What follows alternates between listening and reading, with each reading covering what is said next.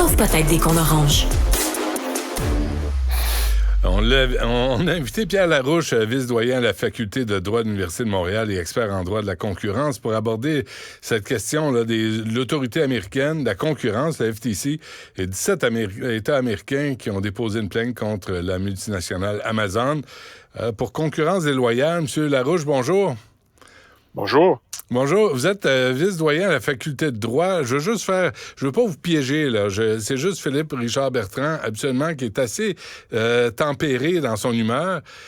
Je pense qu'il a exprimé un écœurement face au système, au droit, au système de justice au Québec. Est-ce que vous l'entendez, cette frustration-là, vous? Oui, on l'entend très bien à la Faculté de droit. Et comment ça s'exprime? Ben, ça s'exprime dans la formation qu'on donne aux étudiants. Donc, on explique à nos étudiants qu'il y a un mécontentement à l'égard du système de justice. Puis on leur dit, bon, ben voici qu'est-ce qu'on pourrait faire, quelles sont les solutions. Puis on essaie aussi de les former à être des avocats responsables, parce que les avocats ont leur rôle à jouer, puis ils ont leur faute aussi, leur partie de blâme pour les retards du système. Craignez-vous, on va parler d'Amazon dans un instant, là, mais craignez-vous un espèce de ressac là, dans la population, là, à force de voir des remises de procès, à force de voir que on a l'impression qu'on prend pas les bonnes décisions, puis qu'on protège pas les victimes, puis qu'on s'attarde tellement aux accusés là, qu'on en oublie le deuil des parents, des familles, des victimes. Je veux pas tomber dans la démagogie là, de la droite, mais ça me semble réel, ça. Oui, c'est réel. Puis bon, écoutez, ici, au sein de la communauté de la faculté, il y a des collègues qui travaillent là-dessus. On fait notre contribution, nous, à travers nos recherches. On met des chiffres là-dessus, on explique qu'est-ce qui se passe vraiment, où est-ce que ça flanche, qu'est-ce qui fonctionne bien, puis on fait des recommandations. Disons que c'est pas mon champ de recherche à moi, mais il y a des collègues qui s'occupent de ça, puis on essaie de sensibiliser nos étudiants à ça. C'est dans l'intérêt de tout le monde ici en tant que juriste. Là, faut faire notre travail, puis on sait qu'il y a du mécontentement. Puis redonner confiance aux citoyens dans notre système de justice. Absolument. C'est important. Revenons à Amazon, M. Larouche. Là, on reproche à Amazon d'avoir organisé ses affaires pour maintenir des prix élevés? Oui, ça, c'est le scénario qu'on voit dans l'affaire de Google, l'affaire de Facebook, l'affaire d'Amazon. C'est toujours la même chose. C'est qu'on dit que c'est des entreprises qui étaient géniales il y a 20 ans, mais les temps ont changé. Puis maintenant, ils sont rendus plus... disons qu'ils bénéficient de leur position, ils extraient des profits, puis ils sont plus aussi bénéfiques pour la société qu'elles pouvaient l'être il y a 20 ans. Alors, comment Amazon, qu'est-ce qu'on peut reprocher, là? Comment on peut avoir un procès contre Amazon et le gagner? Comment on peut prouver que Amazon fait de la concurrence déloyale? Quand vous regardez la plainte là, qui a été déposée devant les tribunaux américains hier, le système est expliqué, puis en fait, en gros, Amazon, c'est ce qu'on appelle une plateforme biface. Là. Ils essaient d'attirer le plus de consommateurs possible, ce qui leur permet d'attirer le plus de vendeurs possible, puis c'est un processus qui se nourrit, puis ça nous donne une société qui a presque tout le marché. Puis ce qu'Amazon fait, c'est qu'ils essaient d'aller ramasser le plus possible du chiffre d'affaires qui est fait par les marchands en ligne. On parle d'à peu près la moitié. Puis comment ça se fait? On dit, si vous voulez, quand on utilise Amazon, on est tous familiers, il y a la petite boîte en haut à droite pour cliquer pour acheter le produit. Mm-hmm. Ça vaut quelque chose. Donc, Amazon dit aux marchands, si vous prenez les services Prime, si vous prenez la logistique, la livraison par Amazon, là, on va vous mettre dans la petite boîte en haut. Si vous faites des prix à l'extérieur qui sont trop bas par rapport au prix que vous avez sur Amazon, là, oubliez la petite boîte en haut. Donc, c'est le mécanisme qu'Amazon utilise selon la plainte qui a été déposée hier pour discipliner les vendeurs, pour les empêcher d'aller ailleurs, puis pour aller récupérer la plus grande partie possible de leur chiffre d'affaires. Donc, c'est quoi? C'est une stratégie, on dit une stratégie anticoncurrentielle et déloyale pour maintenir son monopole. Mais Amazon n'est pas un monopole. Ça va être le cœur de la question. Est-ce qu'Amazon est un monopole ou non? Ça dépend. C'est ce qu'on appelle en droit de la concurrence la définition du marché.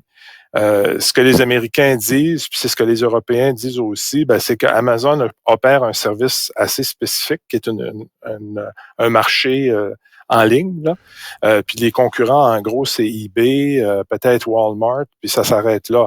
Les entreprises physiques, c'est pas vraiment de la concurrence pour Amazon parce que les produits sont différents. Puis les sites en ligne d'une marque particulière, c'est pas non plus de la concurrence. Bon, puis si on suit ce raisonnement-là, c'est pas très difficile d'arriver à la conclusion qu'Amazon a un monopole. Puis Amazon, évidemment, va dire le contraire, va dire, ben non, on est en concurrence avec tout ce monde-là, puis on n'est pas un monopole. Maintenant, l'argument n'a pas passé en Europe, puis les autorités américaines mettent aussi de l'avant que non, Amazon est monopole sur un marché plus étroit. Mais tout ça est basé sur l'offre et la demande. Là. J'invente rien. Les gens, s'ils vont sur Amazon, qu'est-ce que tu veux faire? Eux autres, ils vendent? Mais c'était l'argument de base il y a 15-20 ans. Puis bon, on utilise tous Amazon parce que il y a du choix en masse, puis les prix sont bons. Là. Mais ce qu'on dit, c'est que ça a changé. Maintenant qu'Amazon est bien assis, ben ils ont des mécanismes qui, en fait, causent les prix, qui font monter les prix aux consommateurs. Si je suis un marchand sur Amazon, puis je me dis, ça me coûte, je peux vendre mon produit à 20 $ sur Amazon, mais je pourrais le vendre à 18 $ sur mon propre site, puis pour moi, ça fait mon affaire, ben Amazon va dire non, c'est pas correct. Si tu vends moins cher à l'extérieur d'Amazon, tu vas perdre le marché des ventes sur Amazon. Donc, qu'est-ce que l'entreprise va faire? Elle va dire, OK, à l'extérieur, je vais vendre à 20 $ aussi. Donc là, les consommateurs viennent de perdre 2 $. C'est le mécanisme qu'on décrit dans la plainte hier. Puis, bon, ça fait des années qu'on enquête sur Amazon. Là, ça semble être effectivement comme ça que ça fonctionne maintenant. Monsieur Larouche, c'est juste parce qu'Amazon est le nouveau bully du marché. Avant, c'était Walmart.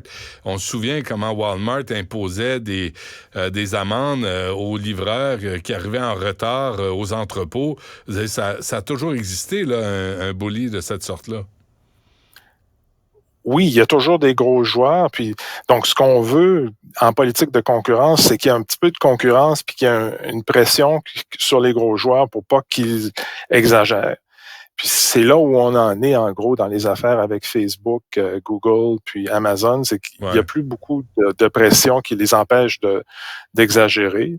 Puis nous, on a toujours l'exemple de Microsoft il y a 20 ans. Ben, Microsoft a été poursuivi devant les tribunaux. Ça n'a pas changé grand-chose concrètement, mais ça les a déstabilisés juste assez longtemps pour que la concurrence s'organise, puis remettre de la pression, puis empêche Microsoft de continuer à faire des pratiques douteuses. Puis je pense que c'est ce qu'on espère de voir maintenant. Là. Ouais, j'ai de la misère à comprendre ça quand même, la définition de monopole dans ce cas-là. Tu sais, un monopole, la SAQ au Québec, c'est le monopole. Tu peux acheter de la piquette au dépanneur, mais essentiellement, tu achètes ton alcool. L'Auto-Québec a le monopole du jeu. C'est, tu sais, je veux dire, comment on définit ça là, en termes québécois? Ben oui, ce dont vous venez de parler, ce sont des monopoles juridiques. Là. Il y a même une armature juridique derrière ça. En plus. Mais prenez par exemple les moteurs de recherche. Bon, là, Google a à peu près 90% du marché des moteurs de recherche. Au niveau juridique, ça les qualifie comme étant un joueur dominant. Aux États-Unis, on va dire qu'ils sont en position de monopole. Puis tout ce qu'on vérifie, c'est bon, quelles sont les alternatives aux moteurs de recherche. Google dit toujours, c'est juste un clic, mais on se rend compte que c'est pas si facile que ça. Là. C'est ça dont on discute aux États-Unis maintenant. Ça veut dire que le moteur de recherche, plus ou moins, c'est Google, plus 2-3 petits joueurs qui ont 5% chacun. Ben ça suffit pour dire que c'est un monopole. Puis après ça, l'étape suivante, c'est une fois qu'on est en monopole, on peut pas faire ce qu'on veut. C'est pas comme le petit joueur à 5%, lui, on va tolérer beaucoup de choses parce que il y a pas trop de danger. Puis s'il fait une erreur, de toute façon, il va être puni très rapidement. Quelles peuvent être les conséquences de ce procès? Ce qui est intéressant chez Amazon, c'est ça, c'est qu'à la fin, puis on le voit quand on lit entre les lignes de ce qui a été déposé hier, c'est que ça pourrait être des remèdes assez serrés. Puis un des problèmes avec Amazon, c'est qu'Amazon est à la fois l'opérateur d'une place ou d'un marché en ligne, mais il est aussi vendeur sur son propre marché. Ce qu'on lisait hier, 40% de ce qui est vendu sur Amazon est en fait vendu par Amazon lui-même. Puis une des possibilités qui pourrait remédier à une partie des problèmes, c'est de couper ça, de dire à Amazon, vous faites tourner une plateforme mais vous vendez rien vous-même sur la plateforme. Tout ce que vous faites, c'est offrir un endroit où les vendeurs et les acheteurs se rencontrent.